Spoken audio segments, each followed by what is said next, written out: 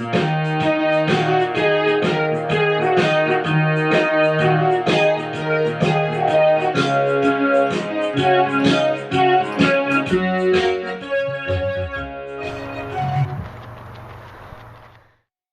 there, Coach Sage of VO2 Max Productions here with another kind of just a vlog update, blood test results I'm going to present to you, but also talk about some of the implications, I guess, with drug testing in endurance sport and some things. Because if you don't know, I had posted my most recent lab work on Instagram and Facebook.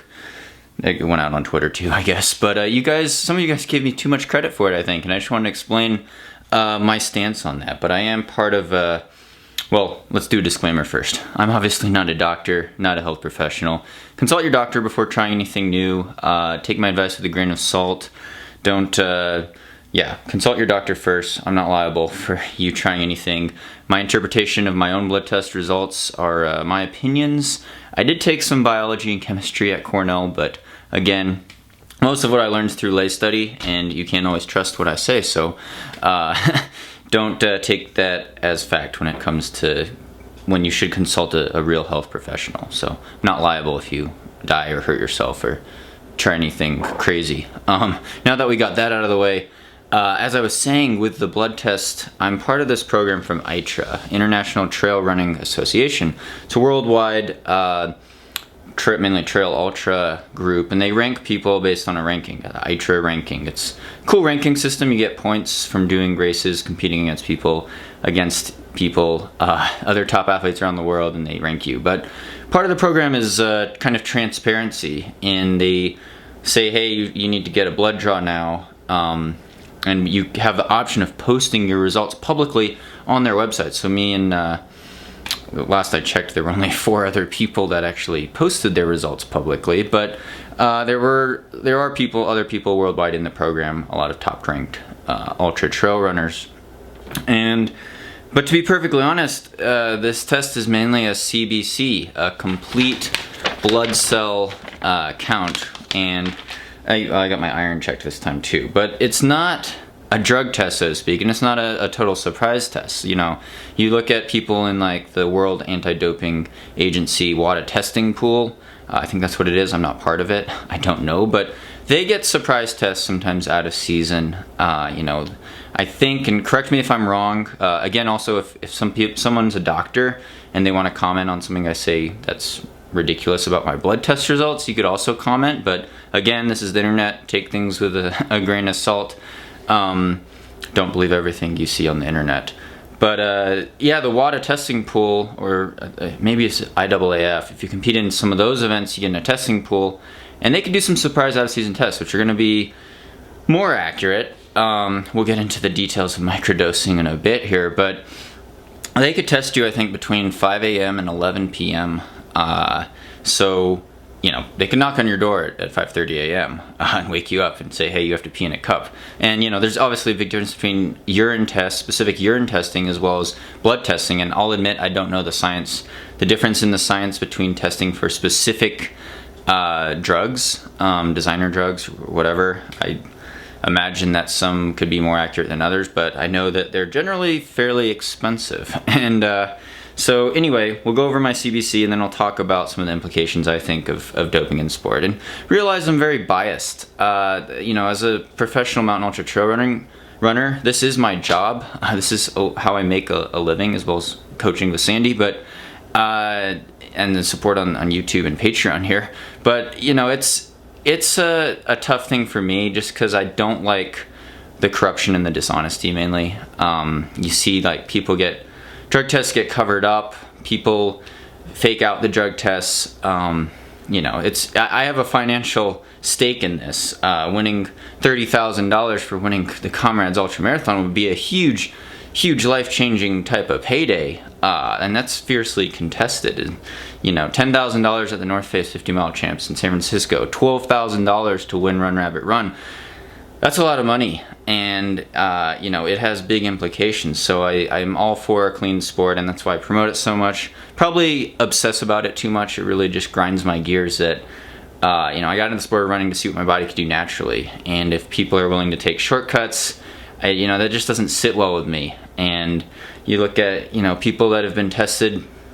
I hate to pick on Lance Armstrong, he's just easy to pick on, but you look at someone like Lance Armstrong, who's probably tested the most rigorously of any endurance athlete, at least that I know of, with pretty advanced tests, like during the tour, and he never tripped a positive. Well, he actually did trip a couple positives, he just covered it up, but generally he never tripped a positive, and he was probably tested hundreds of times, if not more, and he was taking a cocktail of drugs while competing at a high level. And so, and there's more other stories out that I just, Lance is easy to pick on, but it just shows that a lot of times the drugs are more advanced than the actual tests, and then there's not enough tests. And then with ultra mountain trail running, it's like, who's gonna fund the tests? That's a big hot topic of debate, and I don't have any easy answers to that. I could say that there are some clauses in some of my contracts, some of my sponsors, where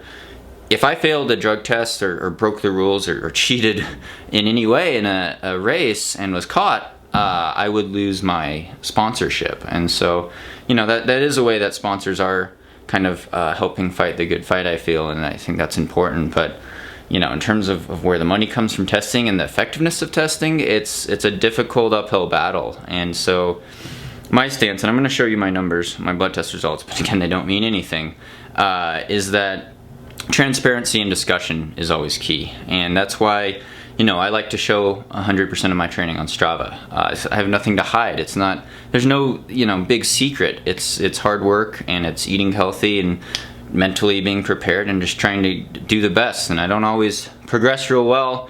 Progression's never linear for me in the sport, and I do have trouble recovering. My legs are shot. I ran Mount Massive and Mount Albert yesterday, 23-mile long run with 9,000 feet of climbing at high altitude.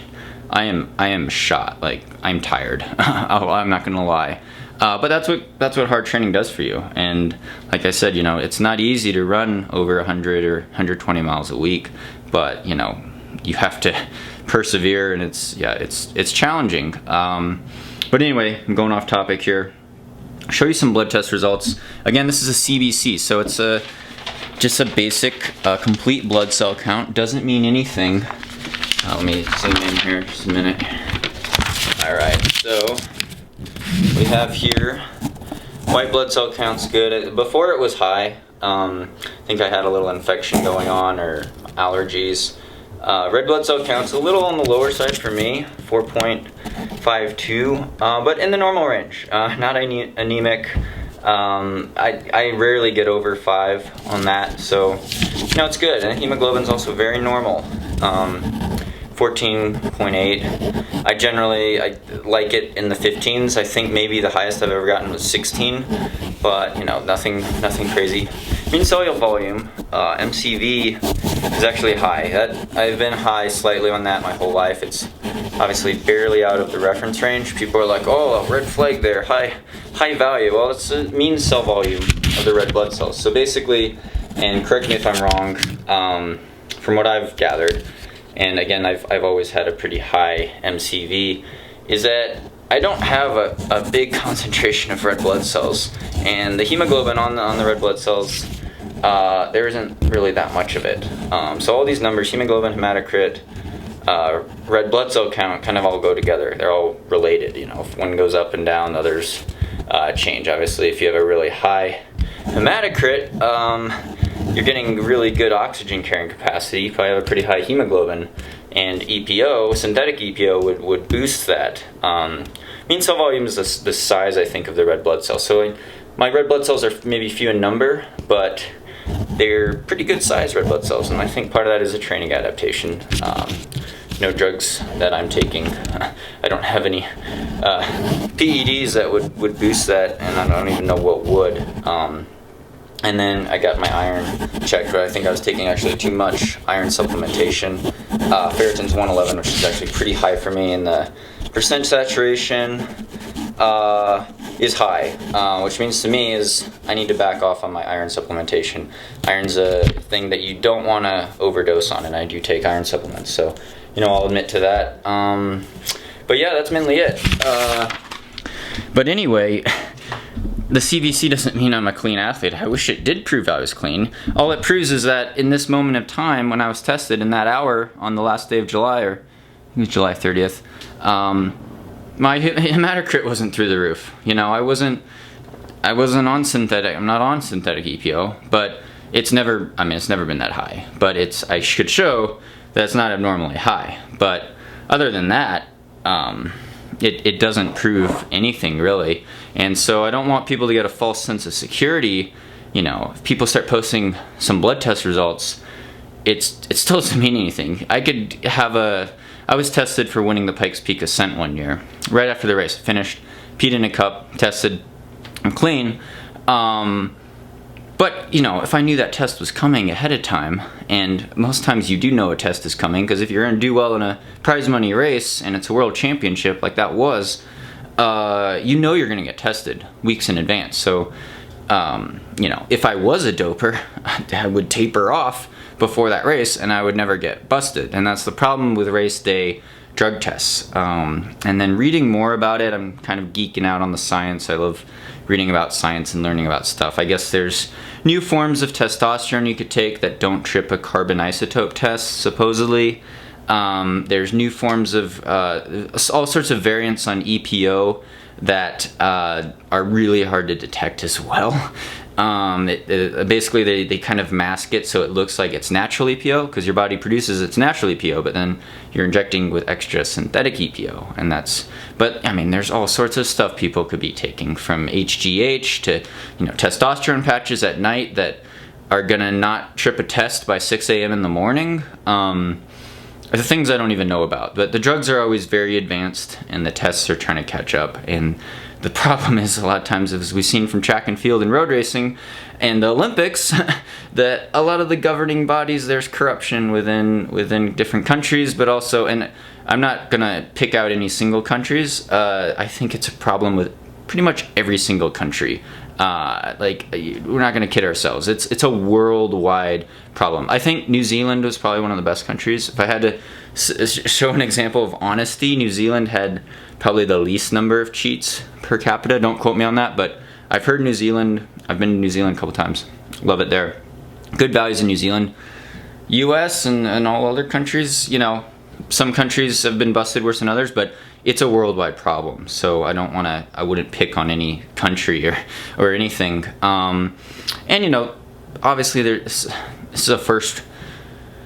is not a life or death matter. I realize there are way more pressing worldwide problems, from hunger, starvation, all sorts of racial tensions and war, violence, and things that I probably should worry about a lot more. But personally, this just grinds my gear because it's my occupation, and it's like someone stealing from you at work. This is your main job, and so that's kind of why I guess I take offense to it so much, and why I'm ranting about it now so much. But, you know, it's something that I'm all for helping to get the discussion going, and I feel like just posting this blood test result, even though it's a CBC, it doesn't prove anything, is just kind of a step in getting that discussion going and showing transparency. And, you know, I wish I had more data to post to prove to you that I'm clean and I wouldn't compete with any PEDs, but that's all I've got for now. Again, I invite you to follow in the whole clean sport movement and promote it if you like that type of thing. But again, it's a tough uphill battle, and I think a lot of changes might be coming in mountain ultra trail running, maybe because of it, but it's a very niche part of running, and again, the money is an issue on a lot of sides. So, but you know, I value honesty and integrity, and just seeing what my body could do naturally out in the mountains and hills, because ultimately, if you're cheating, you might get prize money, you might get a change of lifestyle with a sponsorship or attention from doing well in a big race, but you're ultimately going to be cheating yourself, and that can't feel very good. I don't know, there wouldn't be very much satisfaction to win a race or do really well if I knew it was because of drugs. So, you know, I just don't even understand that really. But the human mind is amazing at justifying things, and people get reality distortion, or they somehow justify it. But yeah, thanks for listening to the rant. Again, sorry it went on for so long. I just wanted to clarify that with my blood test results and say, you know, cut through the bullshit and be completely honest with you. Yeah, I posted that on Instagram, I posted that on Facebook, and a lot of people were really supportive about it, but it doesn't prove that I'm clean. I wish it did. But I want to share that with you guys more, and it is important to me, and important, I think, for the future of the sport and for younger generations, just to see that, you know, you don't have to cut corners and cheat in life to try to succeed. So thanks again for all the support. Feel free to comment below with any things that you thought I said that were ridiculous, or correct me if I'm wrong, but thank you for all these views, all these subscriptions. We're getting close to 50,000 subscribers here on YouTube. Really exciting. I got some more videos coming out for you guys pretty soon. Training for Run Rabbit Run 100 is going well. And yeah, I hope your running's going well and you're enjoying the sport. Also getting outdoors. And thank you again. It really means a lot to me to see all the views and thumbs up and comments on here. So I couldn't do this without you guys. But definitely stay tuned for more via 2Max Productions.